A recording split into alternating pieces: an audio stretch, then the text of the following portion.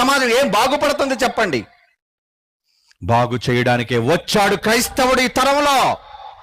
బాగు చేయడానికే జైశాలి వచ్చాడు.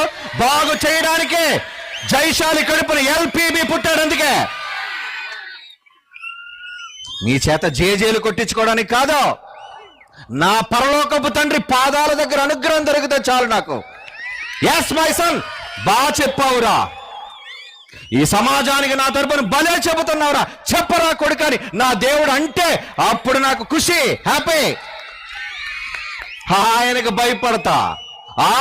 భయపడతా సమాజంలో పనికిరాని వాళ్ళకు తల దించడు నిజమైన క్రైస్తవుడుగా.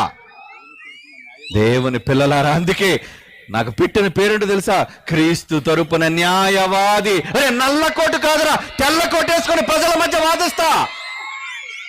తెల్ల కోటేసుకొని వాదిస్తా ప్రజల మధ్య. ఎవరి కోసం? నేను నమ్మిన క్రీస్తు కోసం, నేను నమ్మిన రక్షకుడు కోసం, నన్ను పంపించిన దేవుని కోసం, నేను చదివిన బైబిల్ కోసం. छत्रपती शिवाजी भारतदेश भक्तुडैते मी शेवाडे छत्रपती शिवाजी महाराज भारताचे जर असतील भगत सिंग मेसन तिप्पडे మీకు తెలుసు అతను దేశభక్తుడైతే भगत सिंग सुद्धा मी शेवाडे जर तो देशाचा भक्त असेल तर मेसन तिप्पडे నేను బైబిల్ భక్తుడిని मी सुद्धा मी शेवाडेला बायबलचा भक्त आहे. मी ఏం చెప్పకూడదా?